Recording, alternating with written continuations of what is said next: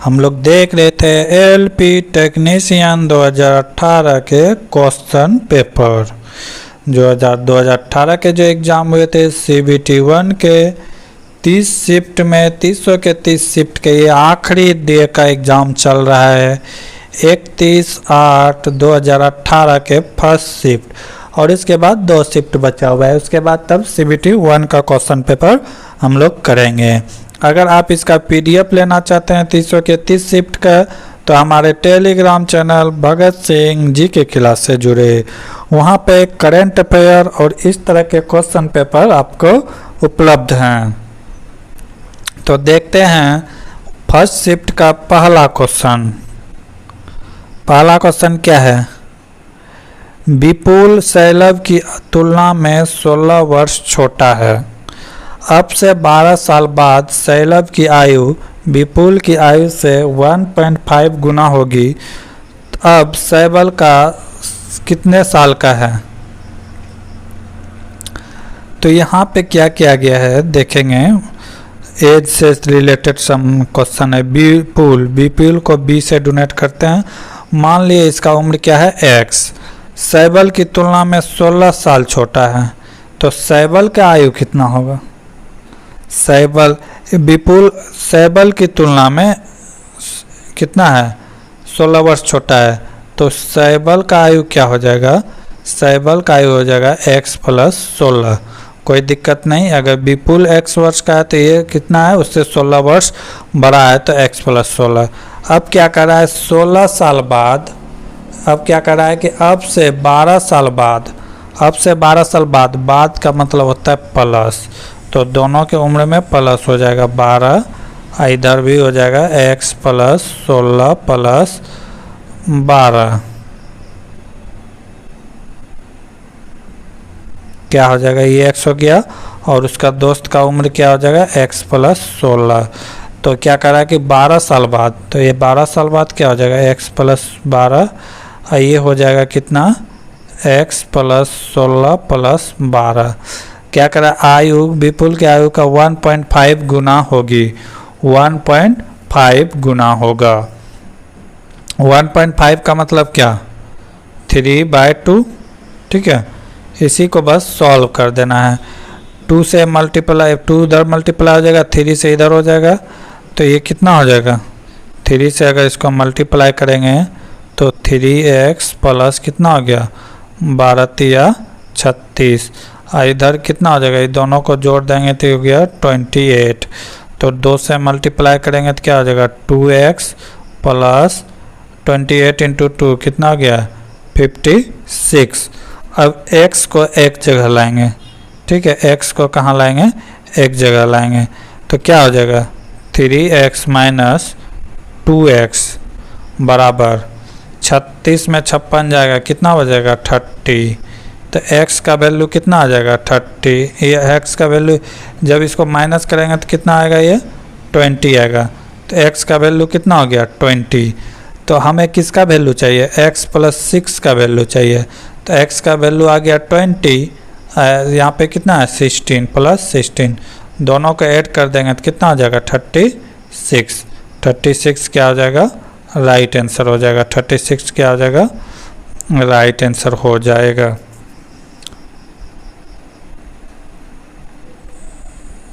अगला क्वेश्चन।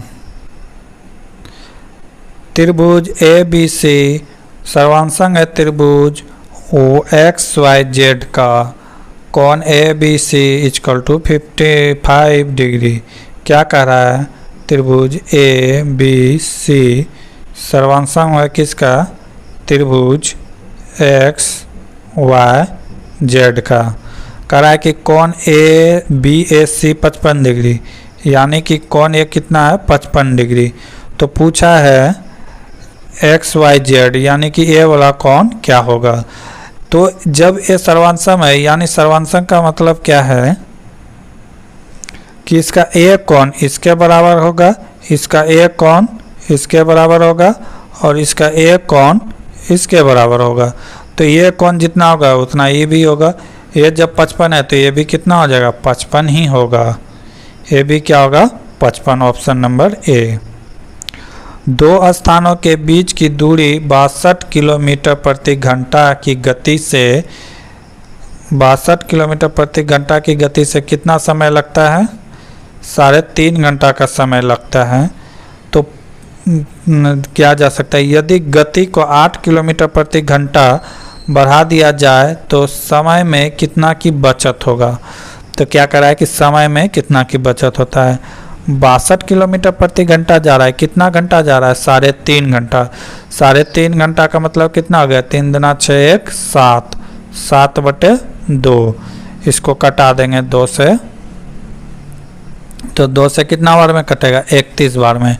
31 गुना 7 कर देंगे, 31 गुना 7 हो गया 7, हो गया 7 या 21, 217 किलोमीटर की दूरी है।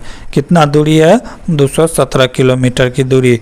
अब ये दूरी का जो है स्पीड चेंज हो जाएगा। अब ये 217 किलोमीटर की दूरी किस गति से तय करेंगे? पहले तो 62 करता था, लेकिन अब कह रहा है कि 8 की वृद्धि कर दिया जाए। तो 62 + 8 कितना हो गया? 70 किलोमीटर प्रति घंटा की स्पीड से अगर ये दूरी तय करेंगे तो कितना होगा? 217 किलोमीटर है और 70 किलोमीटर प्रति घंटा की स्पीड से करेंगे तो 3 बार में कितना चला जाएगा? 210। 210 किलोमीटर कितना घंटा में तय हो गया है? 3 घंटा में 210 किलोमीटर दूरी तय हो गया है। अब बचा है कितना? मात्र 17 किलोमीटर दूरी बचा है तय करने के लिए। तो समझिएगा यहाँ पे 70 किलोमीटर यानी कि 70 किलोमीटर की दूरी तय होता है कितना में? 60 मिनट में। तो 7 किलोमीटर की दूरी कितना हो जाएगा? इसको 10 से भाग दिए तो इसको भी 10 से भाग देंगे तो कितना हो जाएगा? 6 मिनट। 6 मिनट में दूरी तय होगा। पहले लगता था 3 घंटा 30 मिनट, अब कितना लग रहा है? 3 घंटा में तो 210 किलोमीटर दूरी किए थे और 6 मिनट, यानी कि 3 घंटा 6 मिनट की दूरी अब लगता है अभी। तो समय में बचत कितना हुआ? पहले 30 मिनट लगता था, अभी कितना लग रहा है? 6 मिनट। तो कितना का बचत हो रहा है? 24 मिनट का बचत हो रहा है। कितने मिनट का बचत हो रहा है? तो 24 मिनट का बचत हो रहा है। क्वेश्चन थोड़ा डीपली था क्योंकि क्वेश्चन में घुरा के पूछा था कि कितने समय का बचत होगा। ठीक है, तो क्वेश्चन एग्जाम में बहुत अच्छे तरह से पहले पढ़े, उसके बाद बनाने का प्रयास करें। क्या क्वेश्चन? मणिपुर के पूर्ववर्ती विश्व रजत पदक विजेता का नाम बताइए जिसने रोहतक में आयोजित वर्ष 2018 के राष्ट्रीय महिला मुक्केबाजी स्पर्धा में 48 किलोग्राम के वर्ग में स्वर्ण पदक जीता है।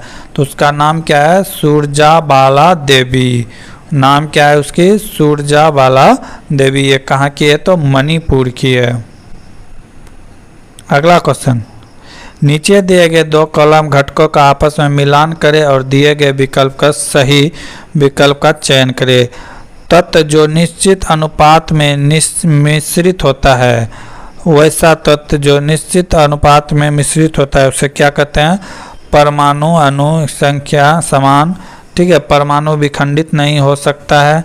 ये डाल्टन का सिद्धांत था। किसका सिद्धांत था? डाल्टन का। सल्फेट और ऑक्सलेट आयन ऋणात्मक होते हैं जबकि मैग्नीशियम धन आयन होता है। ये 4 का हो जाएगा। किसी तत्व के ग्राम परमाणु द्रव्यमान और किसी यौगिक के ग्राम अणु द्रव्यमान में क्या है? परमाणुओं की संख्या समान होती है। तो 1 का डी। अब यहाँ से हम मिला लेंगे ऑप्शन किसका किसका क्या होगा। तो 1 का 3 तत्व के निश्चित अनुपात में सही है।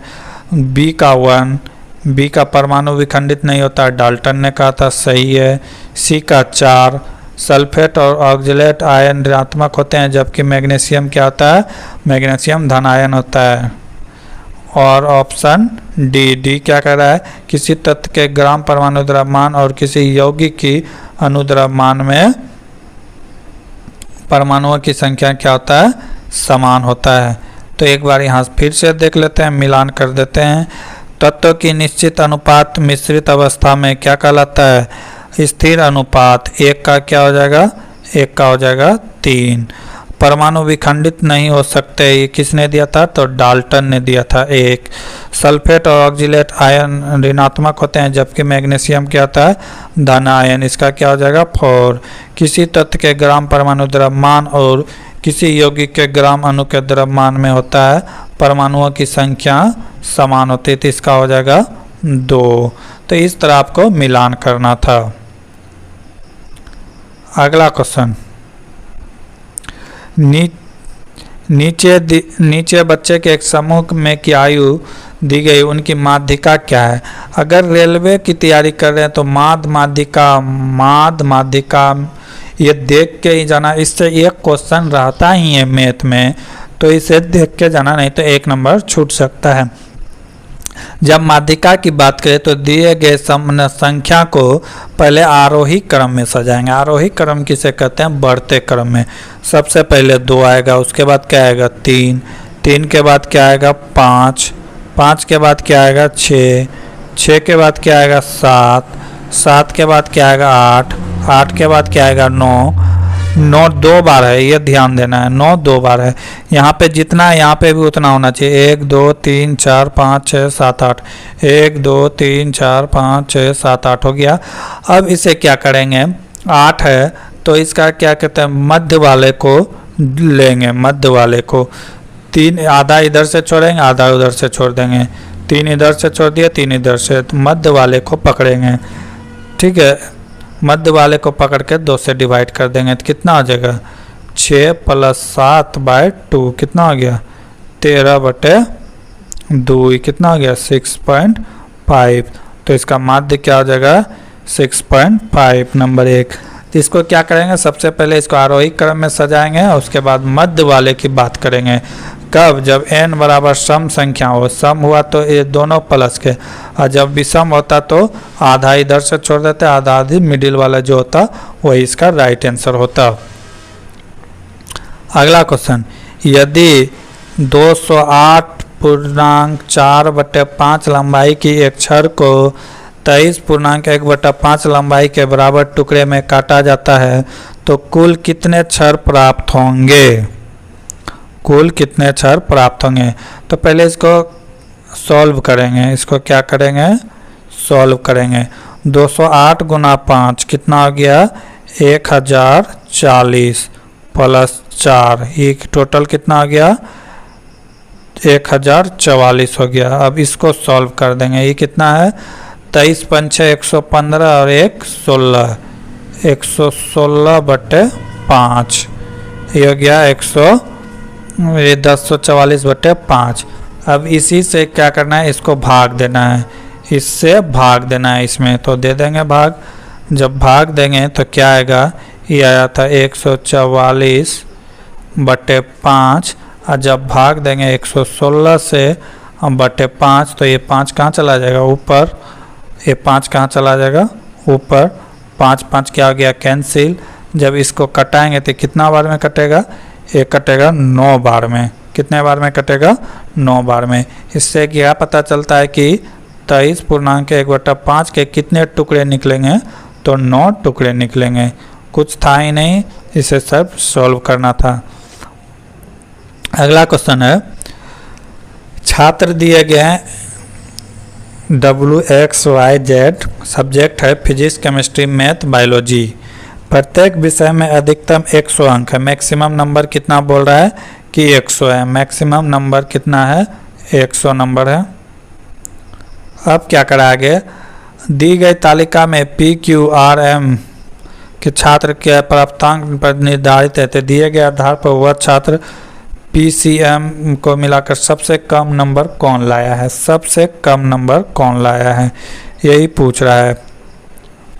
तो सबको जोड़ लेंगे। जोड़ने का नियम देखेंगे। थोड़ा सा कॉम्पिटिटिव एग्जाम में समय बचाने के लिए थोड़ा सा अपना फार्मूला लगाना पड़ता है। तो सब में 0 है तो 0 को हम नहीं जोड़ेंगे, सिर्फ 6 7 ऐसा करके जोड़ेंगे। 7 6 कितना आ गया? 16, 5 कितना आ गया? 21, 21 8 कितना आ गया? 29, 29 29, ठीक है। और 0 बचा था 5, तो ये हो गया 295। फिर अगला को जोड़ेंगे x को। 5 वाले को पहले छोड़ देंगे, ठीक है। 5 8 कितना हो गया 13, 13 9 कितना हो गया 13 9 गया 22, 22 6 हो गया 28, और एक 5 यहाँ था, एक 5 यहाँ था, 28 से कितना हो गया 29, 290। अब अगला को जोड़ेंगे 60, 60 को नहीं जोड़ेंगे, 6 2 8, 8 9 कितना हो गया 8 दूना 16 1 17, 17 4 21, ये कितना हो गया 210। अब फिर जेड को जोड़ेंगे 9 8 17, 17 4 21, 21 6 27, यानी कि हो गया 275। तो पूछा है सबसे कम, तो सबसे कम इसमें कौन है 210, यानी कि y सबसे कम नंबर लाया है। कौन लाया है y सबसे कम नंबर लाया है। अगला क्वेश्चन, उन्नति को एक समान 696 रुपये में बेचने पर 13% की हानि हुई। 10% लाभ कमाने के लिए उस सामान को कितने मूल्य पर बढ़ाकर बेचना चाहिए। कह रहा है कि कितना मूल्य ज़्यादा कर कर बेचना चाहिए। क्वेश्चन यहाँ पे ध्यान देना चाहिए, ठीक है। लास्ट में क्या पूछ रहा है, नहीं तो गलती हो सकता है। कह रहा है 696 रुपये में बेचे तो 13% की हानि हुई। कोई भी वस्तु को जब हम 100% से कम में बेचते हैं तो हमारे लिए क्या होता है हानि होता है। तो जितना हानि होता है उसको माइनस कर देते हैं। 13% हानि यानी कि 87%। 87% का वैल्यू यहाँ पे दिया हुआ है 696। तो हम यहाँ से इसका क्रय मूल्य निकाल लेंगे। क्रय मूल्य किसी भी वस्तु का 100% होता है। क्या होता है 100% क्या होता है क्रय मूल्य होता है। तो यहाँ से हम लोग क्या निकाल लेंगे क्रय मूल्य, मान लिए x, कर देंगे क्या तिरछा तुरछी गुना इसके साथ। तो क्या हो गया 696 गुना 100 बटे 87, कितना हो जाएगा 87। इसको अगर कटाएंगे तो कितना बार में कटेगा 8 7 35, ये कटेगा, देख लेते हैं कितना बार में कटेगा। एक कटेगा,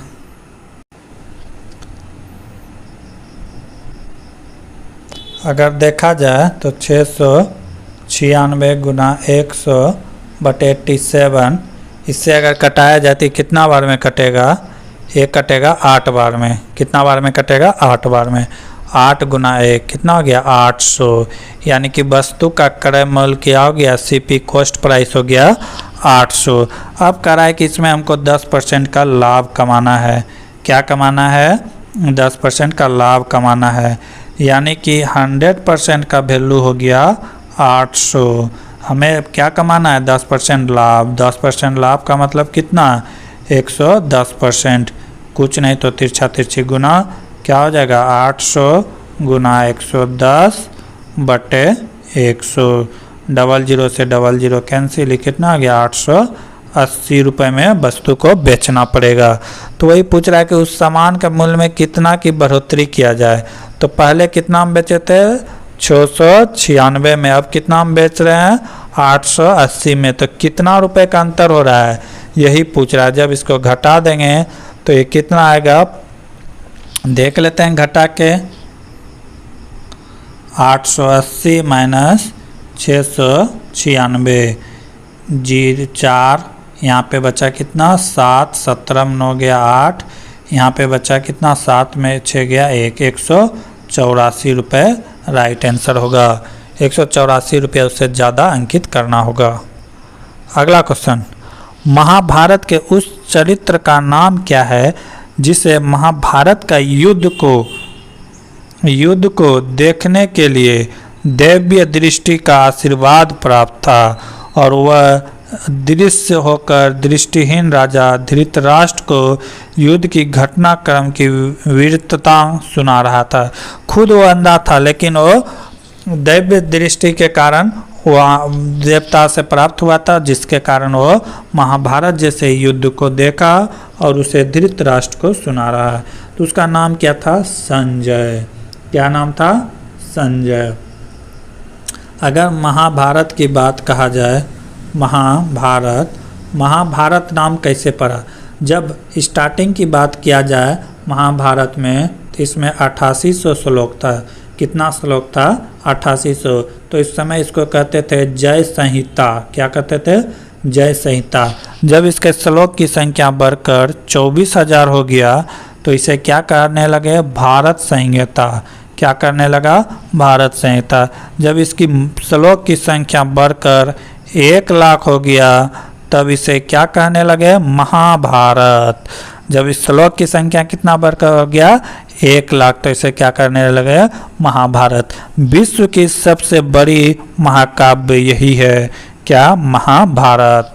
वर्ल्ड का सबसे बड़ा क्या है? महाभारत, काव्य महाभारत। अगर महाभारत के युद्ध की बात करें तो युद्ध कितना दिन चला था? 18 दिन चला था। कौरवों और पांडवों के बीच हुआ था। इस युद्ध के परिणाम के स्वरूप जो आया हम लोग के बीच, वो क्या आया? गीता नामक। गीता जो पुस्तक है यहीं के कारण लिखा गया है। अगला क्वेश्चन, नीचे दिए गए भिन्न में कौन सी भिन्न 9/17 के बराबर नहीं है?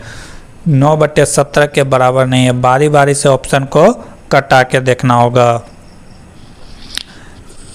ऑप्शन ए दे रहा है, ठीक है, तो ऑप्शन 2 चेक करते हैं। 27 51, ये तो कट जाएगा। 9 तिया 57, 17 तिया 51, ठीक है। 21 तिया 63, 17 9 में 21, ये भी कट जाएगा, ये भी कट जाएगा, ये भी कट जाएगा। लेकिन क्या नहीं कटेगा? 118/221 नहीं कटेगा। ऑप्शन नंबर ए सही है। अगला क्वेश्चन, दो वस्तुओं के मध्य का बल हमेशा बराबर और विपरीत होता है। यह विचार न्यूटन के किस नियम पर दिया गया था? तो ये विचार जो है न्यूटन के गति के तीसरे नियम में दिया गया था कि दो अलग अलग वस्तु पर बल लगेगा और दोनों की दिशा क्या होगा? डिफरेंट होगा। बंदूक जो छोड़ते हैं तो उसमें वही एनर्जी यही काम पे करता है, जिसके कारण बंदूक छोड़ने वाले आदमी पीछे हट जाता है। नाव से कूदते समय नाव क्या हो जाता है? पीछे हट जाता है। वो सब क्या फॉलो करता है? गति का तीसरा नियम। अगर गति का दूसरा नियम की बात करें तो इसमें फोर्स का परिभाषा है। फोर्स का परिभाषा यानी कि F बराबर ma, मास इंटू एक्सलरेशन, ठीक है। पहला नियम क्या है? गति का पहला नियम कहता है कि जड़त्व का नियम है। कोई भी वस्तु अगर विराम अवस्था में है तब तक वह विराम अवस्था में ही रहना चाहती है जब तक कि उस पर कोई बाह्य बल कार्य ना करे। तो गति के प्रथम नियम को क्या कहते हैं? जड़त्व का नियम कहते हैं। अगला क्वेश्चन, निम्नलिखित में कौन सा एक बायोगैस का घटक नहीं है? क्वेश्चन में क्या कर रहा है? बायोगैस का घटक नहीं है। Not considered of biogas. तो इसका ऑप्शन देख लेते हैं। मीथेन है, कार्बन मोनोऑक्साइड है, कार्बन डाइऑक्साइड है, हाइड्रोजन सल्फाइड है। तो इसका क्या हो जाएगा? कार्बन डाइऑक्साइड नहीं है। बायोगैस का सबसे बड़ा घटक जो है वो क्या है? मीथेन है। मीथेन की बात करें तो ये 60 से 65% पाया जाता है बायोगैस में। अगर इसकी फार्मूला की बात करें तो ये क्या होता है? CH4 होता है, ठीक है। अगला क्वेश्चन, दिए गए प्रश्न पर उत्तर में से कौन सा किसी एक मौजूद उत्तर में चित्र में फिगर में है? अब पूछ रहा है कि ए वाला फिगर किसी न किसी फिगर में है तो बताना है। तो इसमें तो नहीं है, इसमें भी नहीं है, इसमें भी नहीं है। ये फिगर इसमें है। यहाँ से अगर आप देखें तो इस तरह, इस तरह और इस तरह और इस तरह, इस तरह, इस तरह और ये इस तरह है। तो ऑप्शन नंबर डी क्या है? राइट है। ऑप्शन नंबर डी क्या है? राइट है। ऑप्शन नंबर डी कह रहा है कि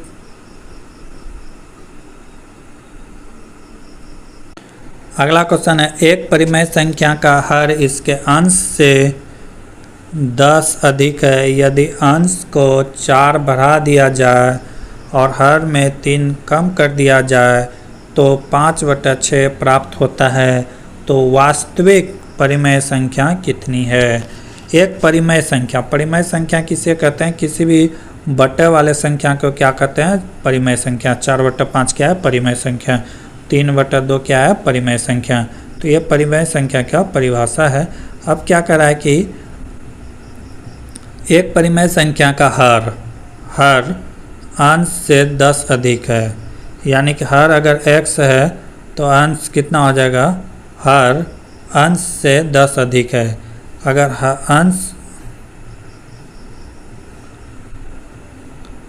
अंश अगर दिया हुआ है x तो हर कितना है, x प्लस 10 है।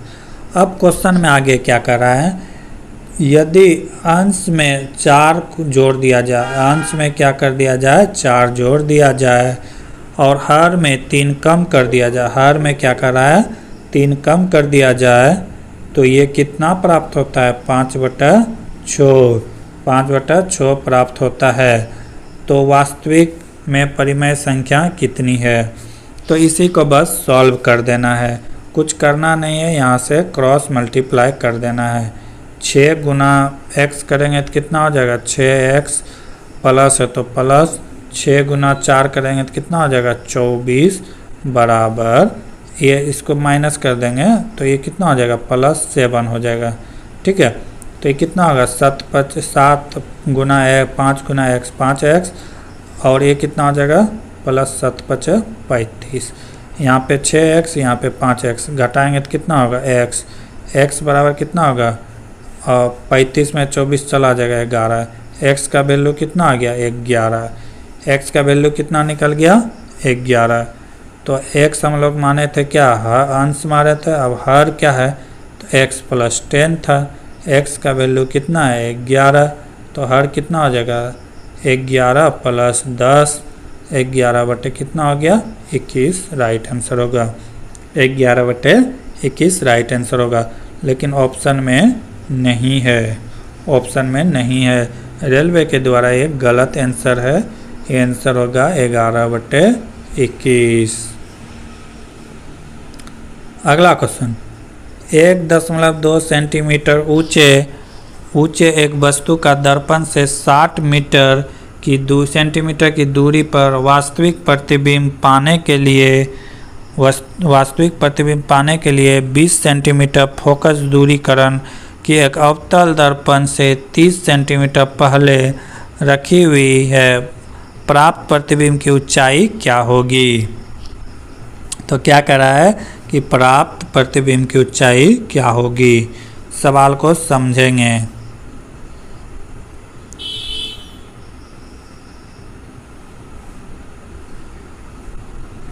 क्या कर रहा है, हाइट दिया है, ऊंचाई एक वस्तु की HO, वस्तु की हाइट है तो HO मान लेते हैं 1.2 सेंटीमीटर। अब क्या दिया हुआ है, उसके बाद वस्तु की दूरी, प्रतिबिंब की दूरी दिया हुआ है, प्रतिबिंब की दूरी दिया हुआ है, कितना है, प्रतिबिंब की दूरी को V से डोनेट करते हैं, ये कितना दिया हुआ है, 60 सेंटीमीटर, कितना दिया हुआ है, 60 सेंटीमीटर। अब क्या कर रहा है, वास्तविक प्रतिबिंब पाने के लिए 20 सेंटीमीटर की फोकस दूरी, 20 सेंटीमीटर की फोकस दूरी, f का वैल्यू दिया हुआ है कितना, 20 सेंटीमीटर, 20 सेंटीमीटर की एक अवतल दर्पण से 30 सेंटीमीटर पहले रखी हुई प्रतिबिंब है। अब यहाँ पे वस्तु का जो दूरी दिया है, u दिया है, वो कितना दिया है, -30, क्योंकि ये दर्पण के पहले मतलब दर्पण से पहले, इसीलिए यहाँ पे क्या है, माइनस है। ठीक है, तो अब यहाँ से पूछा है क्या प्रतिबिंब की ऊंचाई क्या होगी, तो इसके लिए हमको क्या निकालना होगा, पहले आवर्धन निकालना होगा। क्या निकालना होगा, पहले आवर्धन निकालना होगा। आवर्धन m कहते हैं, आवर्धन को m कहते हैं। ये क्या होता है, माइनस v क्या है, v यहाँ पे दूरी है, प्रतिबिंब की दूरी, माइनस क्यों लिए, क्योंकि ये वस्तु के पीछे है। अब -v बटे क्या होता है, u, यानी कि वस्तु क्या, प्रतिबिंब की दूरी बटे वस्तु की दूरी बराबर, ये क्या हो जाएगा, h1 मतलब यानी कि जो पूछा गया है प्रतिबिंब की हाइट बचे HO। ठीक है, यहाँ पे सब कुछ का वैल्यू हम लोग पुट कर देंगे। -v का वैल्यू कितना है, -v का वैल्यू है -60, u का वैल्यू कितना है, -30। अब h1 का वैल्यू हमें पता नहीं है, लेकिन HO का वैल्यू पता है 1.2, कितना है, 1.2। अब यहाँ से हम क्या करेंगे, जो कटेगा कटा देंगे। ये कितने बार में कटेगा, 2 बार में, ठीक है। तो H1 बराबर क्या हो जाएगा, ये माइनस है तो -2 गुना 1.2 कितना हो जाएगा 2.4 माइनस ये दर्शाता है कि प्रतिबिंब कैसा बनेगा, उल्टा बनेगा। प्रतिबिंब कैसा बनेगा, उल्टा बनेगा। कुछ नहीं था, फार्मूला बेस्ड क्वेश्चन था। तो राइट आंसर क्या हो जाएगा, -2.4 सेंटीमीटर। उस विकल्प का चयन करें जो निम्नलिखित चित्र का सही दर्पण प्रतिबिंब दर्शाता है। अब इसका पूछ रहा है कि कैसा प्रतिबिंब पूछ रहा है, दर्पण प्रतिबिंब पूछ रहा है। तो ये जो है ये इस तरह से, तो कैसा बनेगा, ये इस तरह बनेगा ऐसा, ठीक है। ये घुसेगा और ये इस तरह से बाहर रहेगा। तो ऑप्शन नंबर देखने से पता चलेगा। ऑप्शन 4 फॉलो करता है, ऑप्शन नंबर 4। अगला क्वेश्चन, उस विकल्प का चयन करें जो दर्शाए गए बिंदुओं की रेखा पर पारदर्शी कागज को मोड़ने पर चित्रंकित होता है। अब यहाँ पे दिया है कि ये कागज ऐसे मोड़ा गया है, तो मोड़ा जब जाएगा तो कैसा बनेगा प्रतिबिंब। तो देखेंगे एक गोल के अंदर इस तरह का ये वाला फॉर्मूला आ जाएगा। गोल के अंदर क्या आ जाएगा, ये आ जाएगा, ठीक है। अब ये त्रिभुज जो है इसके अंदर क्या आ जाएगा, इसके अंदर आ जाएगा ये गोल वाला आ जाएगा। तो ऐसा फिगर जो होगा वो राइट ऑप्शन होगा। ऑप्शन नंबर डी क्या है, राइट आंसर है। कह रहा है कि इसको पलट के मोड़ना है, यहाँ से मोड़ना है, तो कैसा फिगर बनेगा, ऑप्शन नंबर डी के तरह फिगर बनेगा।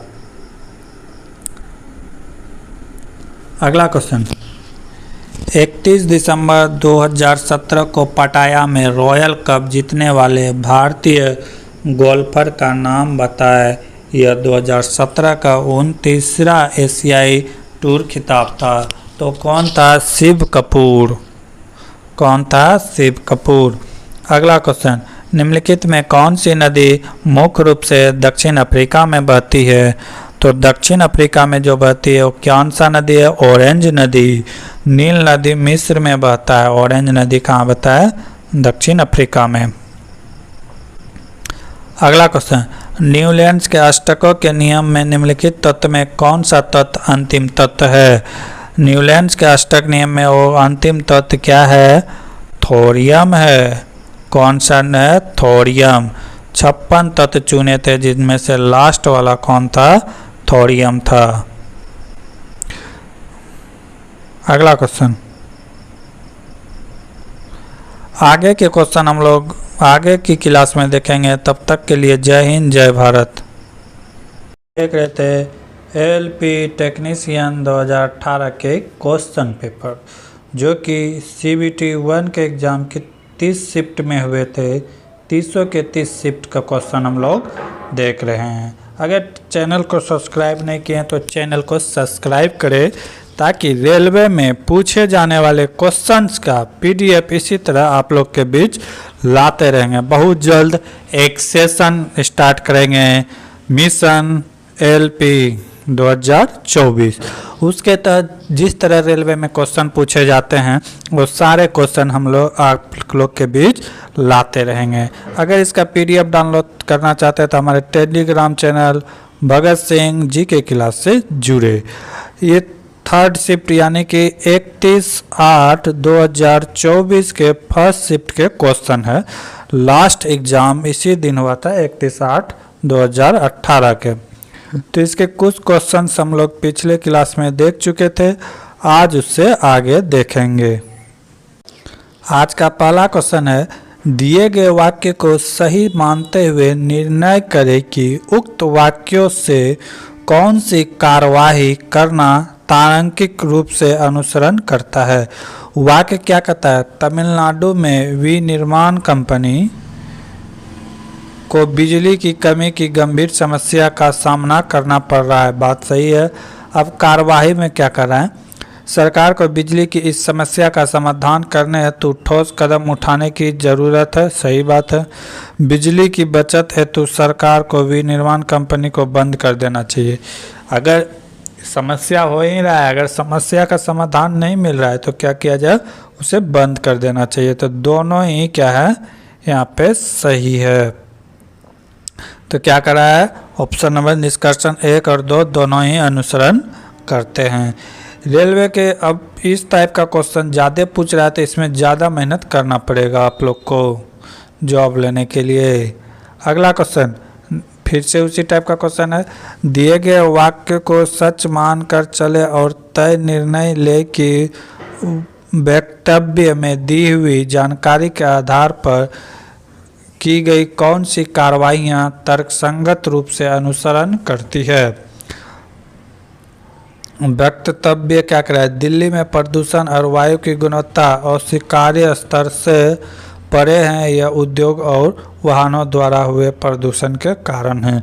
बिल्कुल सही है। कह रहा है कि दिल्ली में प्रदूषण बढ़ा है, उसका कारण क्या है, औद्योगिक और वहाँ पे जो है मोटर कार।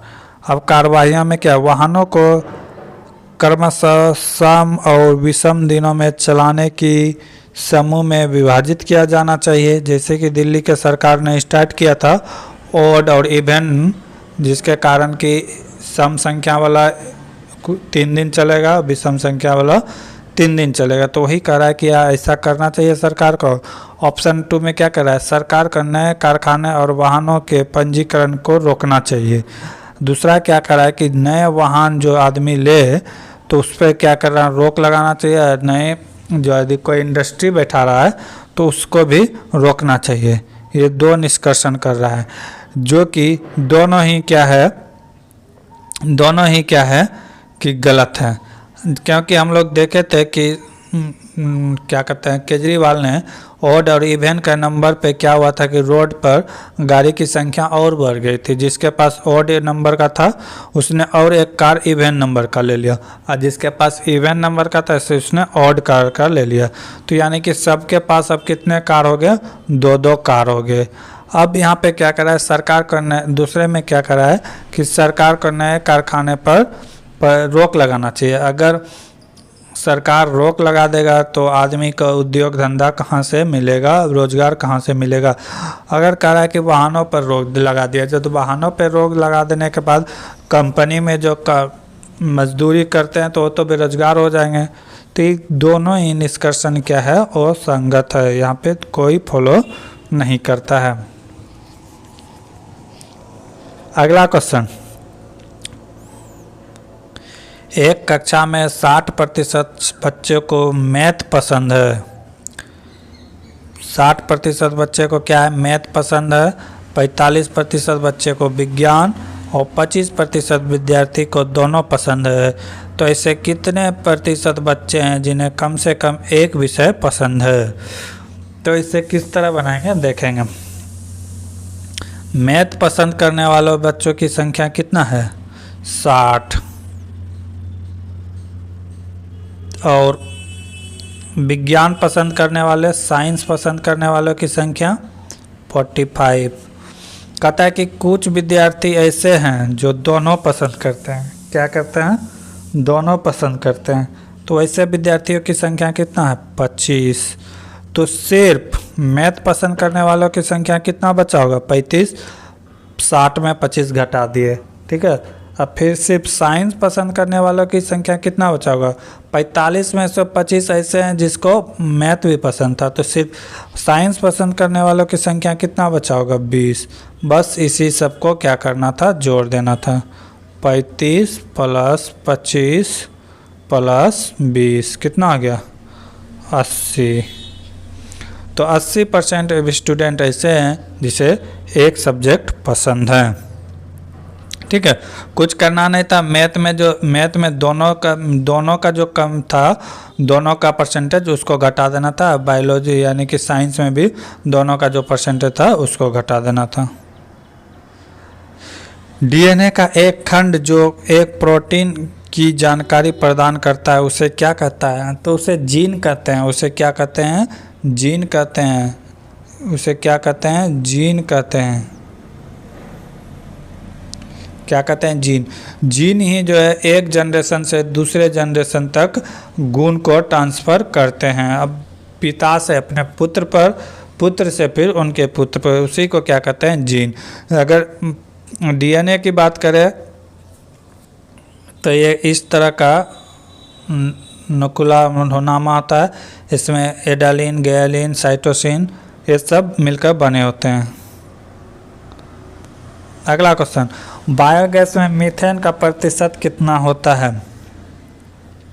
बायोगैस में मीथेन का प्रतिशत इसमें गलत दिया हुआ है, 60 से 70% के बीच होता है। कितना? 60 से 70% के बीच होता है। इसका राइट आंसर 60 होना चाहिए।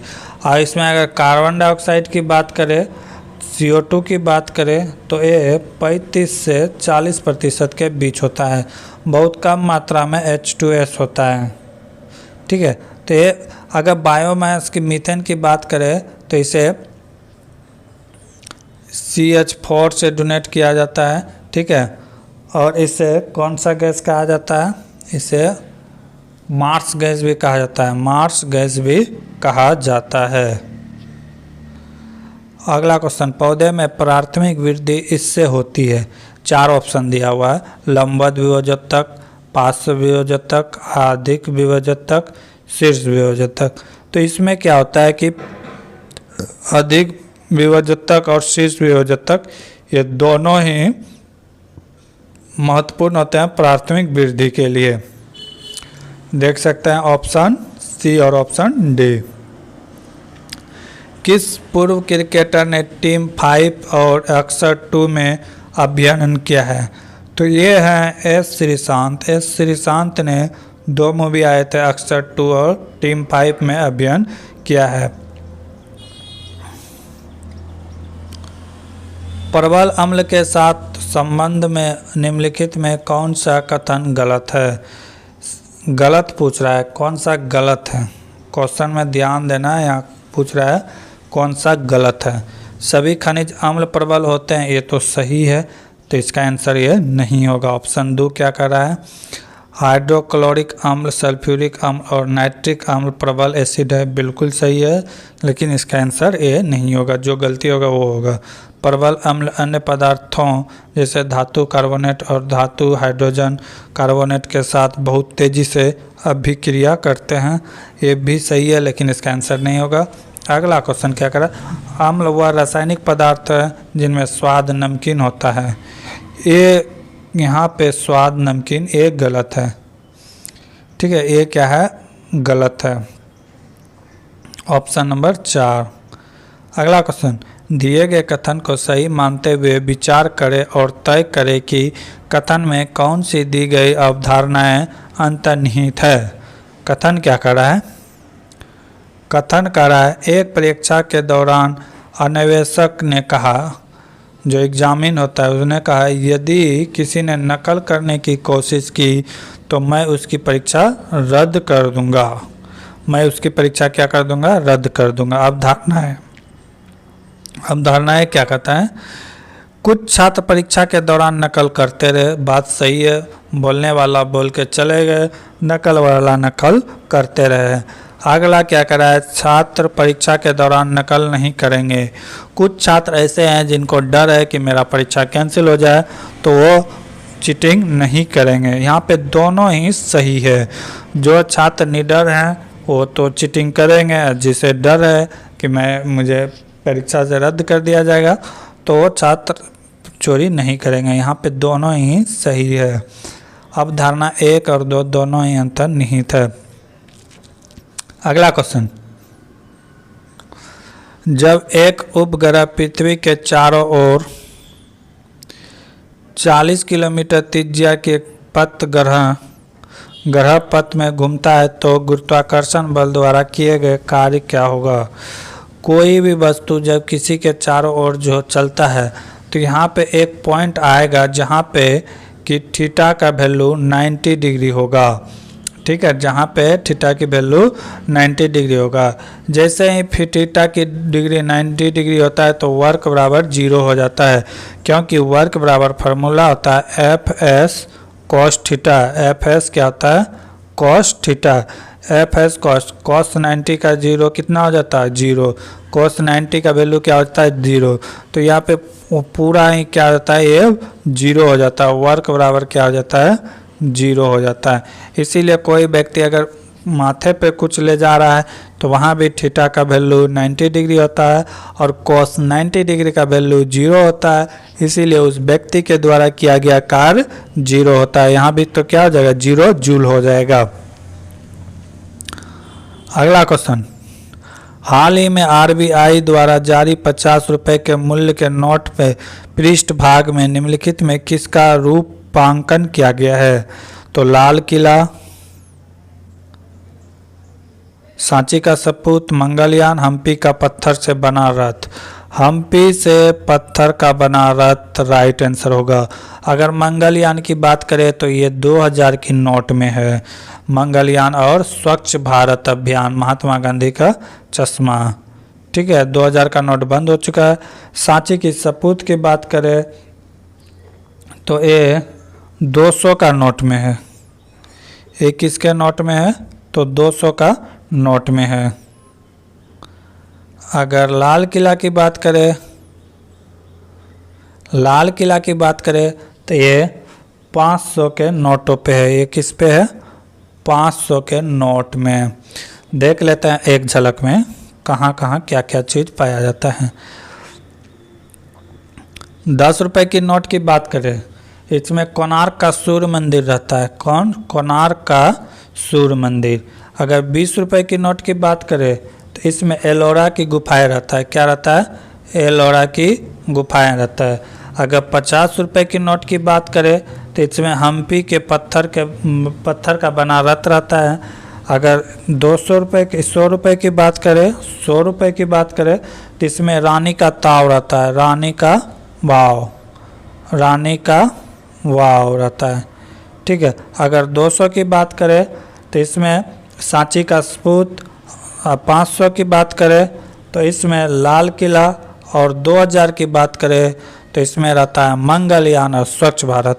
अगर कलर की बात करें तो 10 रुपये के जो नोट होते हैं उसका कलर होता है चॉकलेट ब्राउन। 20 रुपये का नोट की बात करें तो हरित पीला।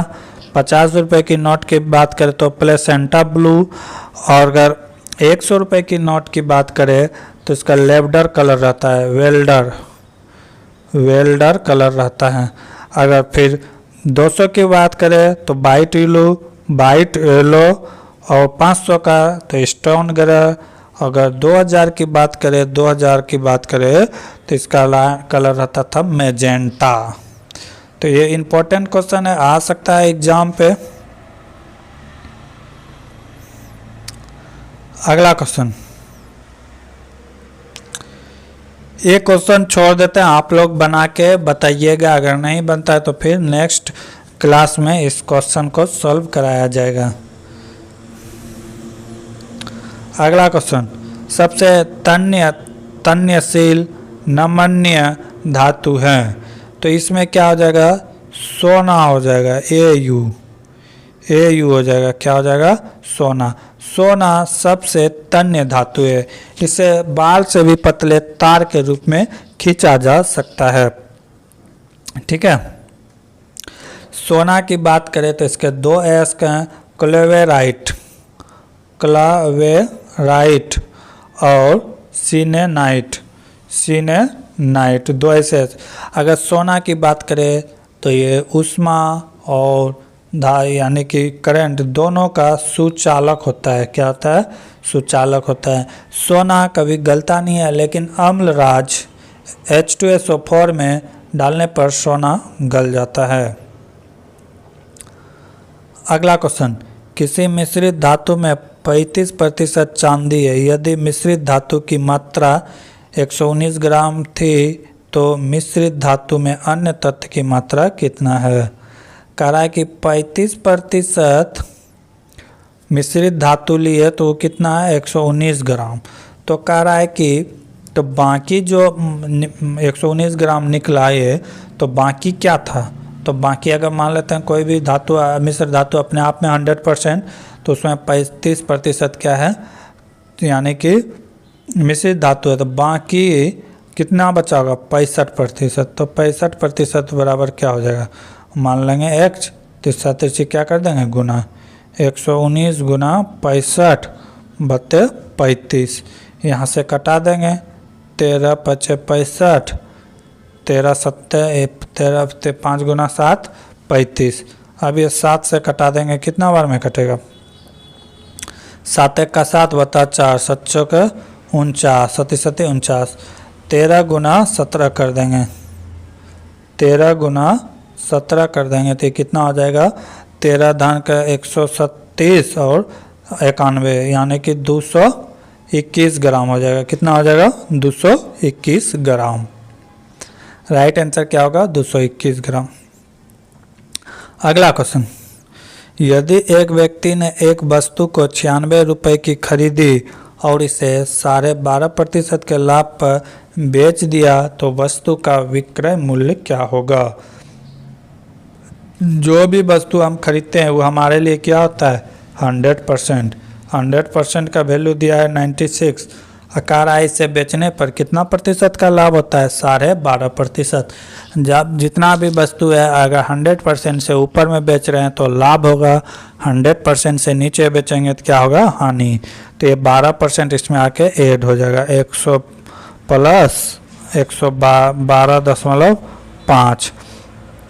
इसी का वैल्यू पूछा, मान लिए x, ये दोनों को जोड़ देंगे तो कितना हो जाएगा, 112.5। तो बस इसी से फार्मूला को निकाल लेना था, x मान के गुना कर लेंगे 96/100, यहाँ से दशमलव कैंसिल तो यहाँ एक और जीरो, इसको कटाएंगे तो 11 चौक 44 से कटेगा 25 से 45 बार में, एक कटेगा 40 बार में, फिर 5 से कटाएंगे तो 9 बार में, ये 8 बार में, फिर 8 से कटाएंगे तो कितना बार में, 12 बार में। 9 गुना 8 कितना होगा, 108। 9 गुना 8 क्या हो जाएगा, 108। यानी कि वस्तु को कितने में बेचना होगा, 108 रुपये में बेचना होगा, 108 रुपये। उस चित्र का चयन करें जो नीचे दिए गए समूह से संबंधित नहीं है।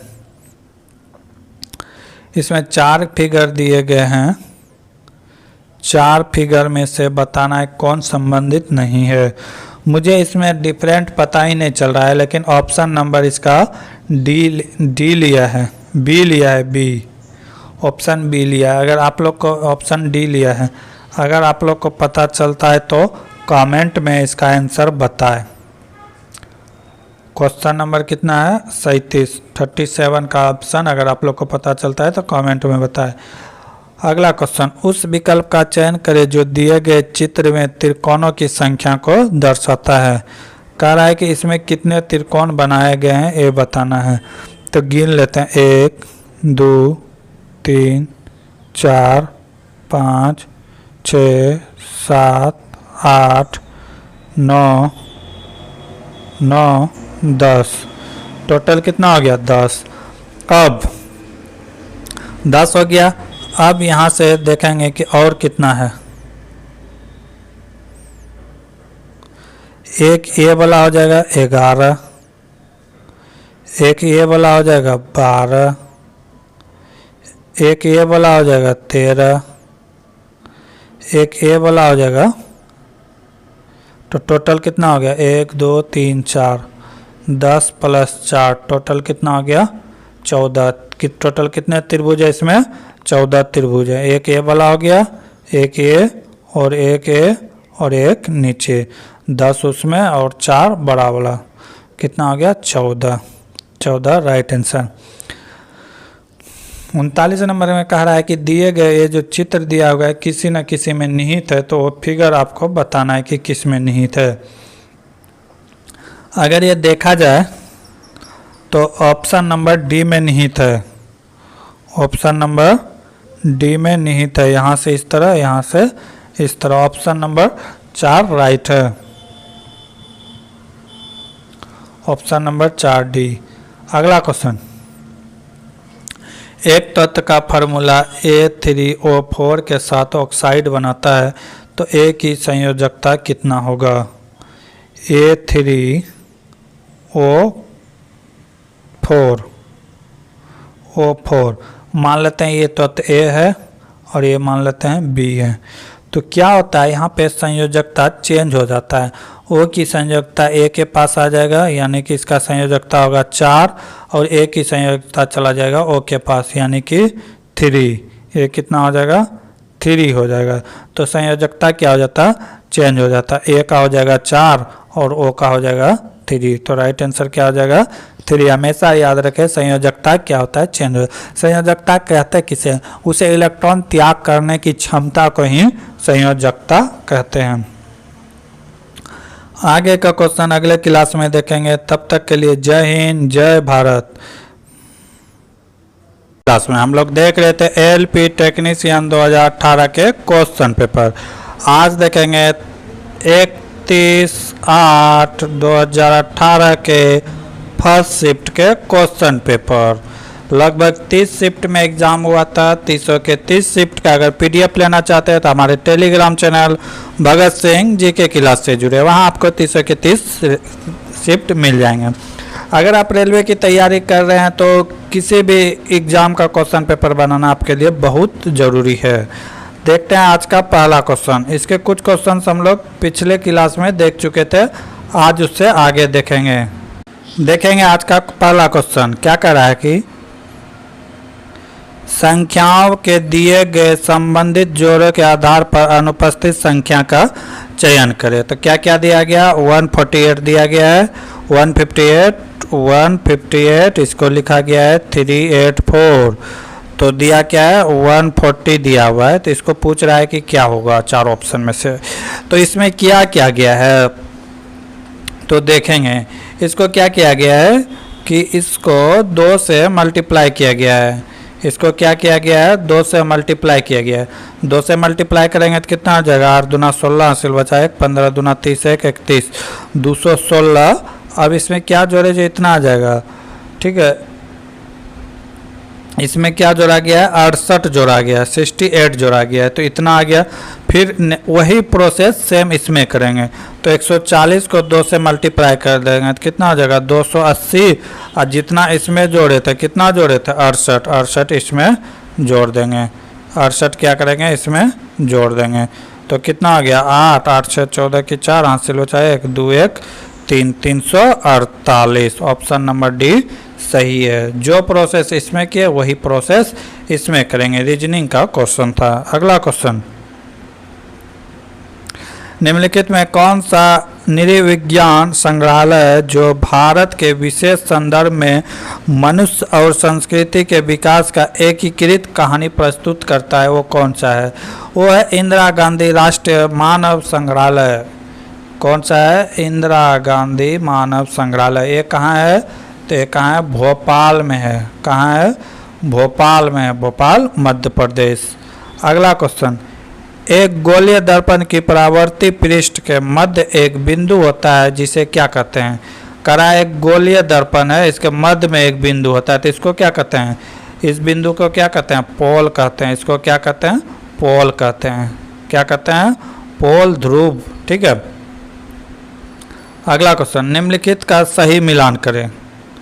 क्या कर रहा है? निम्नलिखित का सही मिलान करें। तो क्या है कि 1 वाट दिया हुआ है। वाट बराबर होता है नैनोमीटर। ठीक है। क्या होता है? न्यूटन मीटर पर सेकेंड, यानी कि नैनोमीटर। 1 का 1 हो गया।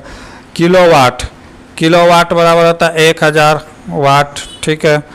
1 किलोवाट घंटा, 1 किलोवाट घंटा बराबर होता है 3.6 × 10⁻6 जूल। ठीक है। 1 हॉर्स पावर 746। सब मैचिंग था। 1 का 1, 2 का सी, 3 का बी, 4 का डी। तो ये मैचिंग था, इसको करना था। 1 का 1, 2 का सी, 3 का 4। ये राइट आंसर होगा। अगला क्वेश्चन, उस विकल्प का चयन करें जो दिए गए चित्र का सही दर्पण छवि को चित्रित करता है यदि दर्पण को रेखा ए बी पर रखा जाए। तो क्या कर रहा है कि ए बी जो है ये दर्पण है, तो इस छवि का इमेज इधर कैसा बनेगा ये पूछ रहा है। तो ये पहली बार तो ये इधर हो जाएगा, और स्टार जो बना है तो उस तरह देख लेते हैं फिगर से। एक नंबर सही हो सकता था, लेकिन एक नंबर गलत होने का कारण है क्योंकि फिगर में यहाँ नीचे टच किया जा रहा है यहाँ, जबकि आधे दूर में छोड़ दिया गया है, तो एक नंबर गलत होगा। ऑप्शन बी तो होगा ही नहीं क्योंकि इसी साइड बन रहा है। ऑप्शन सी परफेक्ट होगा, ऑप्शन सी परफेक्ट होगा क्योंकि ये टच भी कर रहा है और परफेक्ट है। ऑप्शन डी नहीं होगा क्योंकि ये बाहर निकल गया है। ठीक है, तो ऑप्शन सी यानी कि 3 नंबर क्या होगा, बिल्कुल राइट होगा। अगला क्वेश्चन, दिए गए का मान क्या होगा, इतना का मान क्या होगा। तो सबसे पहले छोटी ब्रैकेट का काम कर लेते हैं, इसका काम कर लेते हैं। तो ये कितना होता आ जाएगा, पहले भाग का काम होता है तो 2, 2 गुना 2 4, 4 जोड़ 3 7, 7 माइनस 1 कितना हो गया 6। इस सारा का कैलकुलेशन कितना हो गया 6। इधर बचा कितना है 14 दूना 28 हो गया, 14 दूना 28 और 6 के आगे क्या है माइनस। तो इसको जब सॉल्व कर देंगे तो कितना हो गया 22, यानी कि इतना का काम कितना हो गया 22। अब 22 गुना 2 कितना हो गया 44, 44 आगे क्या है माइनस है, तो इसमें माइनस कर देंगे। ये इस तरह भी कर सकता है माइनस, तो ये कितना हो गया 39, 39 आगे क्या है 16 प्लस में, तो 16 इसमें क्या हो जाएगा ऐड हो जाएगा, तो ये कितना हो जाएगा 55, जो कि ऑप्शन में नहीं दिया गया है, रेलवे के द्वारा गलत क्वेश्चन आंसर लिया गया है। राइट आंसर क्या हो जाएगा 55। आप इसे बना के भी देख सकते हैं कि रेलवे के द्वारा कितना सारा गलत क्वेश्चन कराया जाता है। अगला क्वेश्चन, किसी परमाणु के कक्ष में समायोजित किए जाने वाले इलेक्ट्रॉन की अधिकतम संख्या किस सूत्र से दर्शाया जाता है। तो सूत्र है 2n²। क्या है वो 2n², इसी के मान निकालते हैं। एक बार n का वैल्यू 1 रखते हैं, एक बार n का वैल्यू 2, एक बार n का वैल्यू 3। जब 1 रखेंगे तो 1 1 2 का पहला, यानी कि इलेक्ट्रॉन के पहले कक्षा में 2 इलेक्ट्रॉन रह सकता है, फिर 2 रखेंगे तो 2 दूनी 4 दूनी 8, यानी कि दूसरे कक्षा में कितना मैक्सिमम कितने इलेक्ट्रॉन रह सकते हैं 8। फिर इसी तरह 3 रखेंगे तो कितना हो जाएगा 32, यानी कि इसमें कितना रख सकते हैं तो 32 इलेक्ट्रॉन रख सकते हैं मैक्सिमम। 2n² इसका फॉर्मूला है। तो राइट आंसर क्या हो जाएगा ऑप्शन नंबर 2 2n²। अगला क्वेश्चन, ये क्वेश्चन आप लोग के लिए छोड़ रहे हैं, इसे अगर किसी को पता है तो इसका क्वेश्चन कमेंट आंसर कमेंट कीजिएगा। अगला क्वेश्चन, प्रधानमंत्री नरेंद्र मोदी द्वारा राष्ट्र को समर्पित ढोला सदिया पुल किस नदी पर बनाया गया है।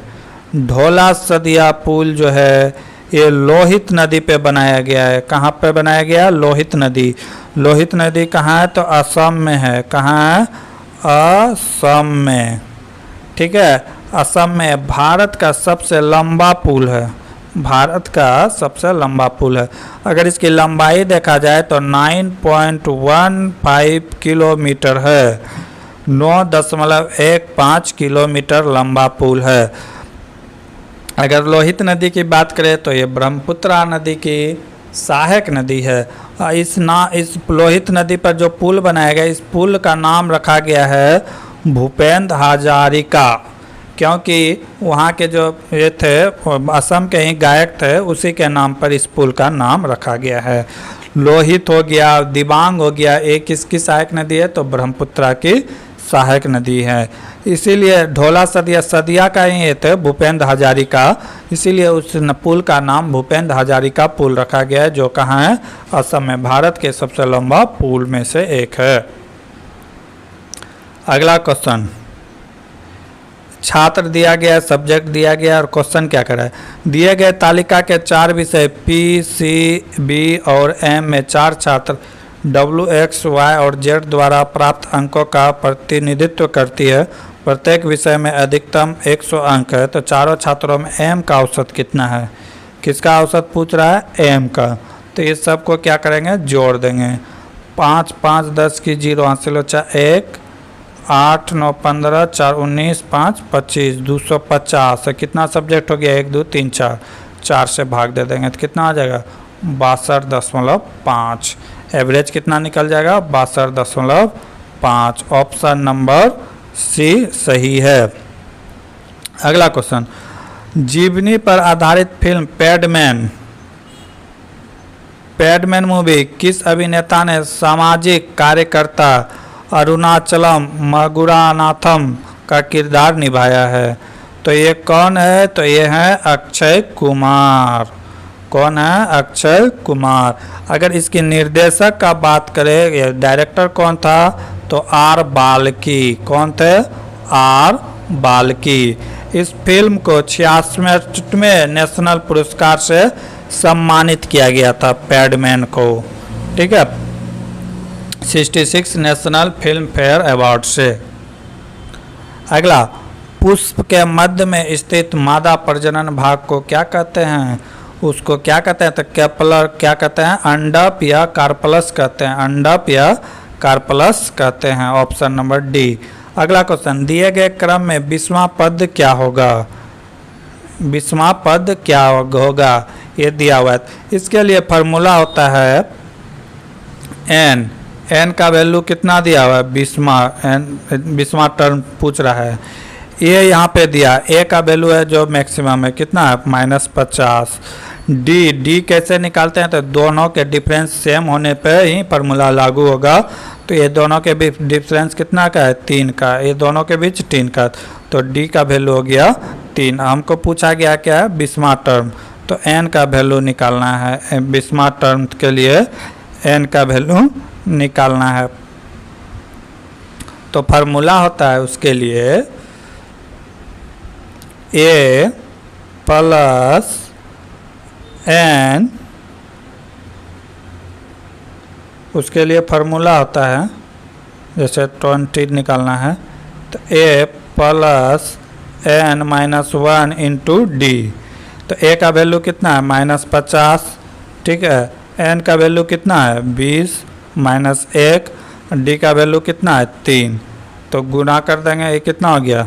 इसको गुना करेंगे तो 19 या 57। ये कितना हो गया? यहाँ पे आ जाएगा घटा, यहाँ पे प्लस है तो ये कितना हो गया? 50। -50 में है तो -50 में 57 जाएगा, कितना बचेगा? 7। माइनस क्या बचेगा? 7 बचेगा। सिर्फ क्या बचेगा? 7, क्योंकि 57 का मान क्या है? बड़ा है। तो राइट आंसर क्या हो जाएगा? 7। फार्मूला जो था वो फार्मूला था n बराबर होता है, ये जो भी टर्म पूछे तो होता है a plus n-1 into D. बस यही फार्मूला होता है। अगर ये याद है तो आप निकाल सकते हैं। अगला क्वेश्चन, उस विकल्प का चयन करो जो निम्न पारदर्शी शीट को दर्शाई गई बिंदुदार रेखा पर मोड़ने पर चित्रित होता है। कहता है कि इसे मोड़ेंगे तो कैसा चित्र बनेगा, ठीक है। इसको इस तरह मोड़ने के लिए कह रहा है। तो जो आसान होगा, जैसे देखिए ये बिंदु था, इसमें कौन सा आएगा? बड़ा वाला आएगा। ये त्रिभुज था, इसमें कौन वाला आएगा? ये वाला। ये पहले से गोल था, इसमें कौन आएगा? बड़ा वाला। तो अब ऑप्शन से हम छांट सकते हैं। ये तो आएगा नहीं, क्योंकि त्रिभुज जो है दोनों गोल कहाँ है? बीच में, दोनों चरखुट ऊपर चला गया, एक खत्म। बी में इसमें वाइट है, ये भी नहीं जाएगा। डी में क्या करा है कि त्रिभुज ऊपर चला गया, ये नहीं। ऑप्शन सी परफेक्ट है। ऑप्शन पी क्या होगा? राइट आंसर होगा, ऑप्शन सी। अगला क्वेश्चन, सुनील अपने यात्रा 2:33 दोपहर बाद शुरू की और अपने गंतव्य पर 4:43 दोपहर बाद पहुंच गया। सुनील के यात्रा के प्रारंभ करने के 45 मिनट 27 सेकंड बाद अनिल ने यात्रा शुरू की और गंतव्य पर सुनील के 37 मिनट 16 सेकंड बाद पहुंचा। तो अनिल ने अपनी यात्रा में कितना समय लिया? तो कुछ नहीं था, अनिल के टाइम में इसका टाइम को जोड़ देना था।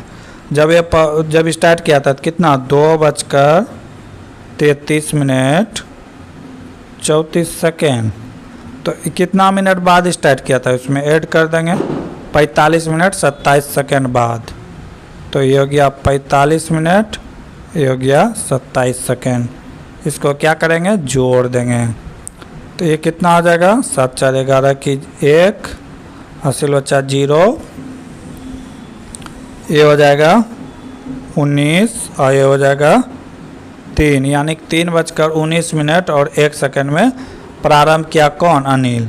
अब कह रहा है कि पहुंचेगा कब, तो पहुंच कब रहा है, इसके पहुंचने के 37 मिनट बाद। तो कितना हो जाएगा, 4:43 मिनट 45 सेकेंड और प्लस क्या हो जाएगा 45 मिनट 47 सेकेंड।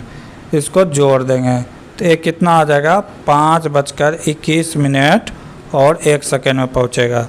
अब यही दोनों को क्या कर देंगे, माइनस कर देंगे। इसी दोनों को माइनस कर देंगे तो इसका टाइम निकल जाएगा कि कितने देर में ये पहुंचा। इसमें से इसको माइनस कर देंगे। जब माइनस कर देंगे तो कितना आ जाएगा, 2 घंटा 2 मिनट। 2 घंटा 2 मिनट। सवाल में कुछ था नहीं, बस थोड़ा सा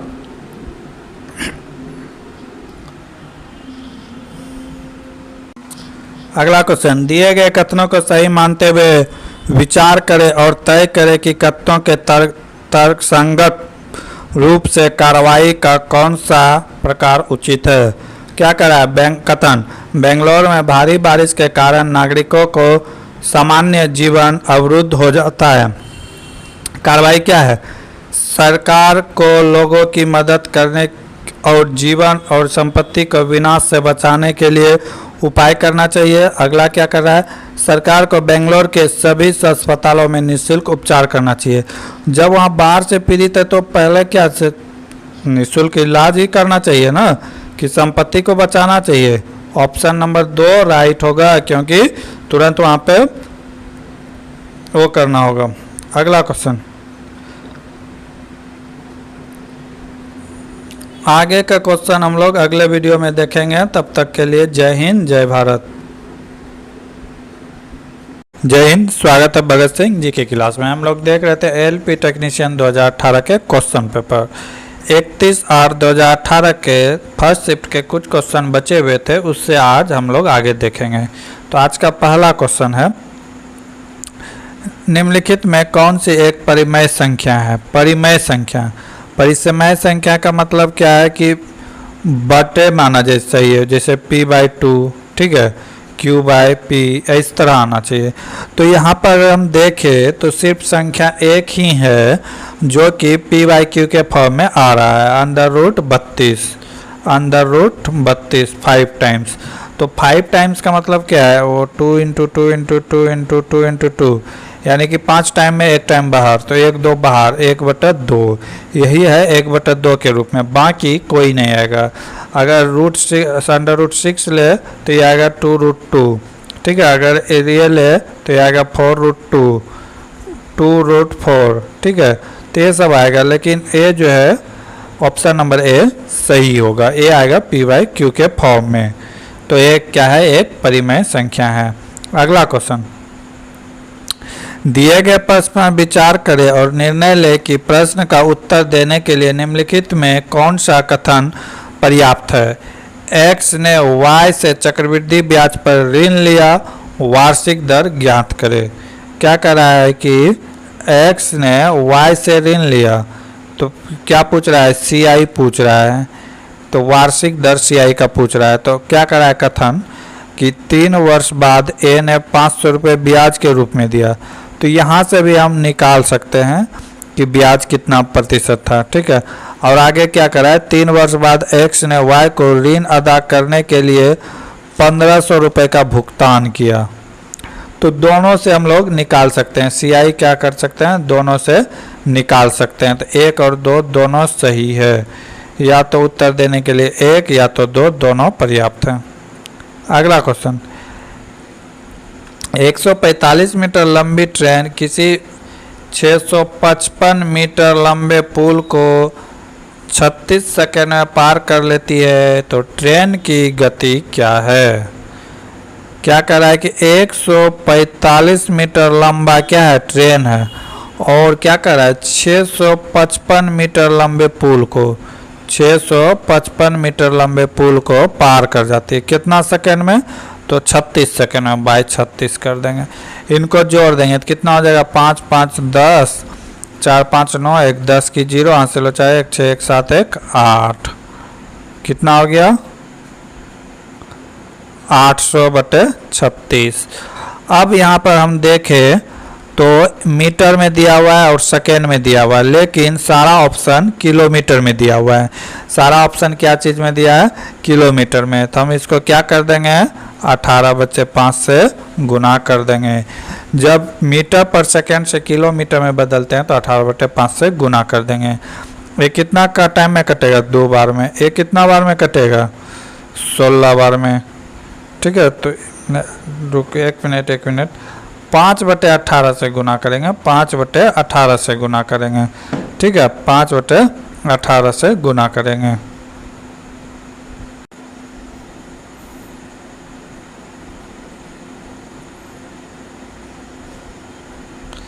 तो यहाँ देखेंगे 800/36 और क्या हो जाएगा, 18/5 से गुना कर देंगे। तो ये 18 से कितने बार में कटेगा, 2 बार में। 2 से कितना बार में कटेगा, 400 बार में। 5 400 बार से कितना बार में कटेगा, 80 बार में। यानी कि ट्रेन की स्पीड कितना था, 80 किलोमीटर प्रति घंटा। ट्रेन की स्पीड कितना था, 80 किलोमीटर प्रति घंटा। ऑप्शन नंबर सी राइट होगा। जब किसी भी स्पीड को मीटर पर सेकेंड से किलोमीटर में बदलते हैं तो 18/5 से गुना करते हैं, और जब किलोमीटर से मीटर पर सेकेंड में बदलेंगे तो इसको 5/18 से गुना करेंगे।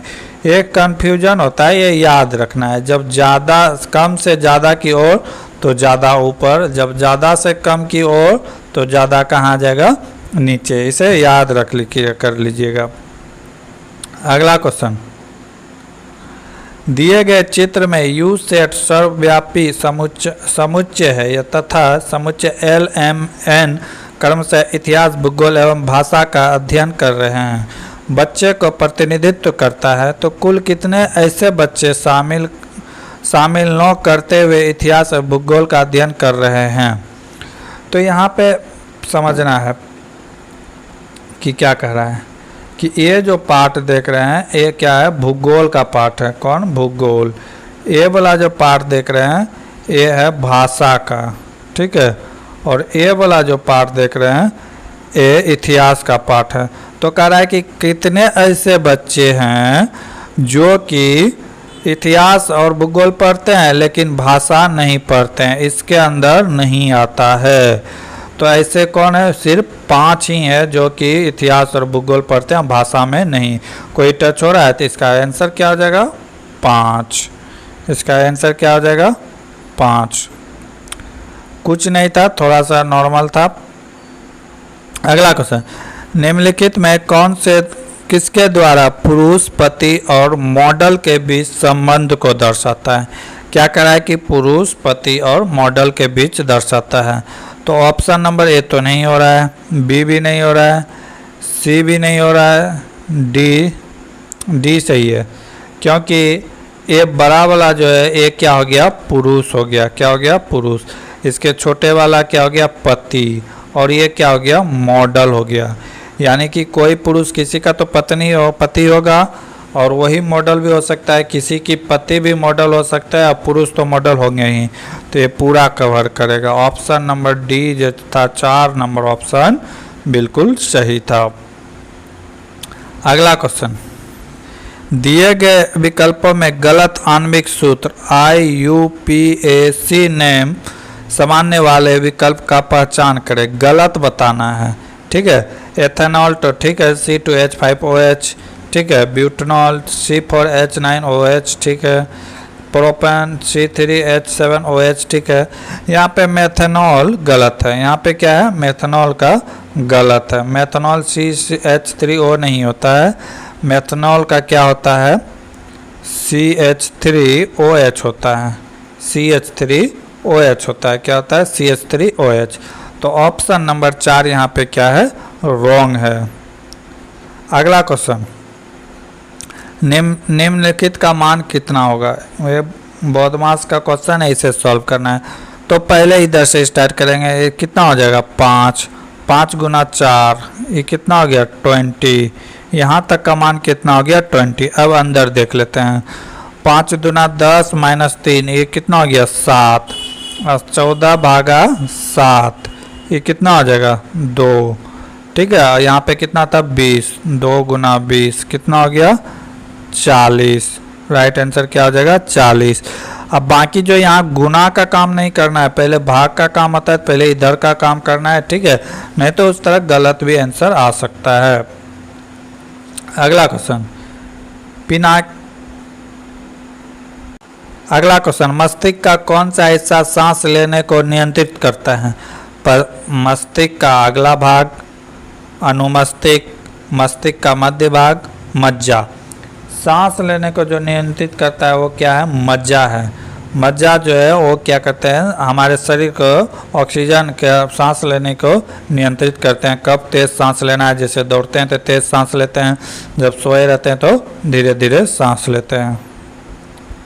अगला क्वेश्चन निम्नलिखित को हल करें। इसको सॉल्व करना है। तो यहाँ पे ए प्लस में है, बाकी सब क्या है माइनस में है। बाकी सब क्या चीज़ में है? माइनस में। एक चीज़ का ध्यान रखना है, बाकी क्या चीज़ में है? माइनस में है। तो ऐड कर देंगे। ये कितना है 19.6। ये कितना है 1.96। अगला कितना है 0.169। ये सबको क्या करना है? ऐड कर देना है। ये सबको क्या कर देना है? ऐड कर देना है। जहाँ कुछ नहीं है तो वहाँ क्या है 0 0 बैठा देंगे। ये कितना हो जाएगा 4। यहाँ पे इन सबको जोड़ देंगे कितना हो जाएगा 6। 9 6 कितना हो गया 15। 15 की 5 हासिल बचा 1। ठीक है, और ये कितना हो जाएगा? ये कितना हो जाएगा 9 1 7। 10 मतलब इधर क्या हो गया 9 1 10। 10 1 11 हो गया और 1 2। 21.756। आई कितना हम घटा देना है 196 में इसको माइनस कर देना है। कितना हम घटा देना है 196 में इसको माइनस कर देना है। 21.756 को माइनस कर देना है। ऊपर कुछ नहीं तो 0 बैठाना होगा, 3 0 घटा देंगे। 10 में 4 गया 6 गया 4। 9 में 5 गया 4। यहाँ पर बचा कितना 9। 9 में 7 गया 2। 9 में 7 गया 2। इधर क्या बचा 5 में 1 गया 4। 5 में 1 गया 4। यहाँ 8। यहाँ पे क्या बचा 7। 7 में 2 गया कितना बचेगा 7 में 2 गया। 9 में 7 गया कितना बचेगा 7। 9 में 2 गया और 1। 174.244 कितना आएगा 174.244 राइट आंसर है।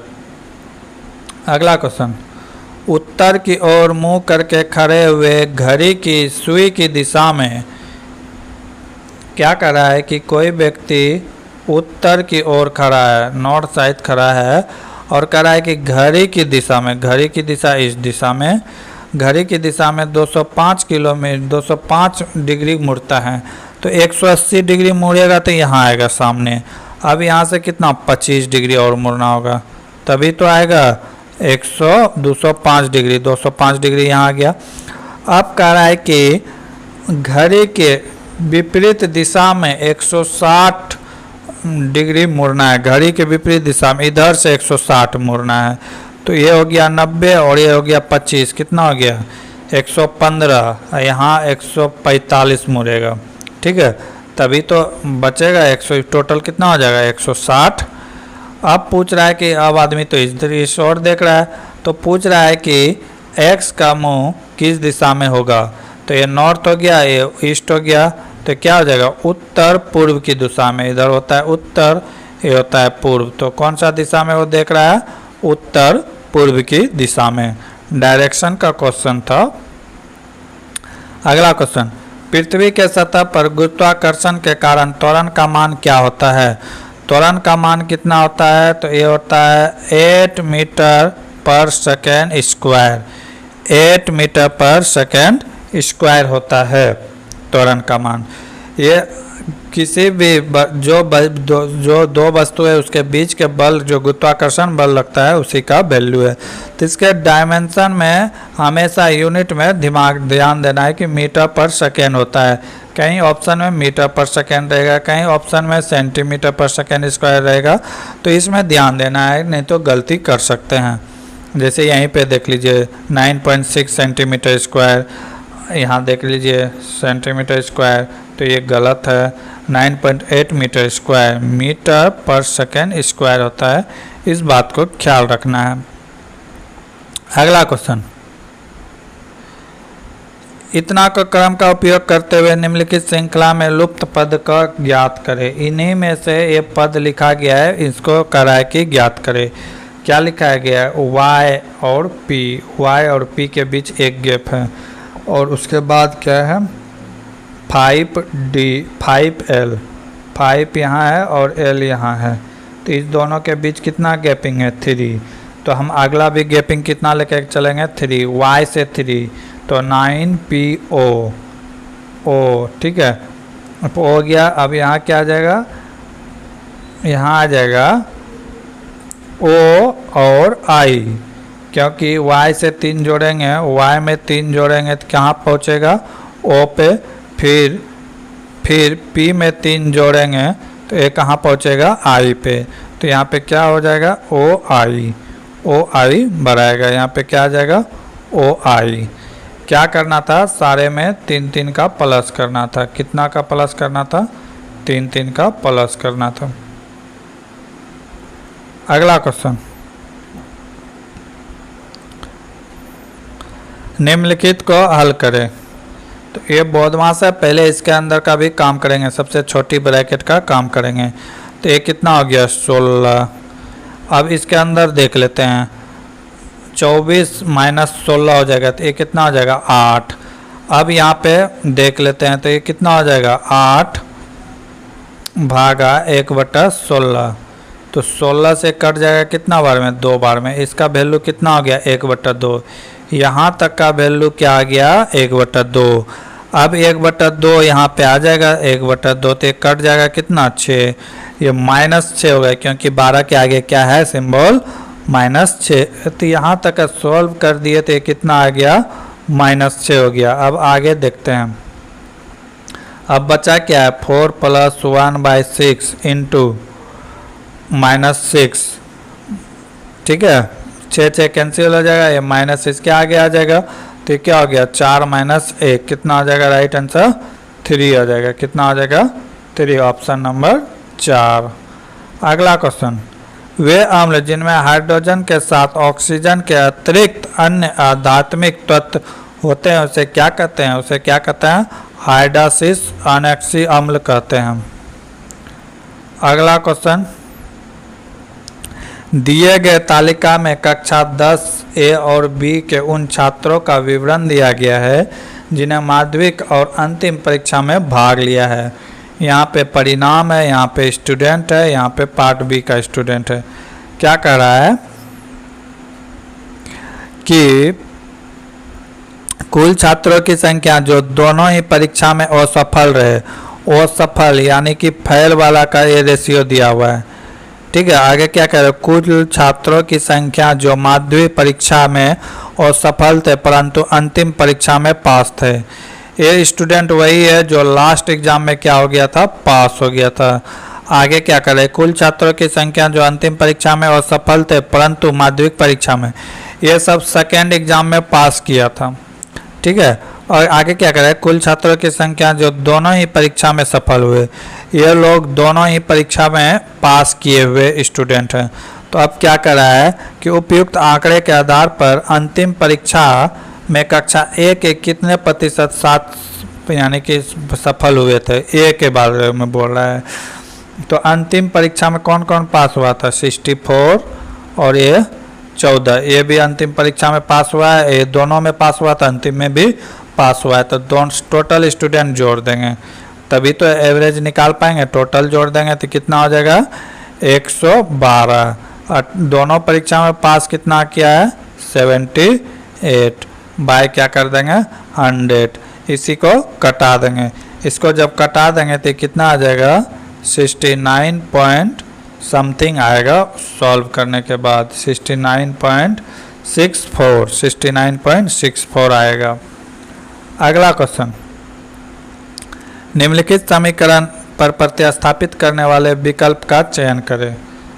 कह रहा है कि इसके जगह पे क्या आएगा 0.2 का स्क्वायर क्यूब है, 0.2 का क्यूब माइनस 0.1 का क्यूब, नीचे क्या है 0.2 प्लस 0.1 का होल स्क्वायर। ये इसको जब सॉल्व करेंगे तो ये कितना हो जाएगा 0.8 हो जाएगा, 0.8, ये हो जाएगा 0.01। इसको जब माइनस करेंगे तो ये कितना आ जाएगा 0.7, कितना हो जाएगा 0.07।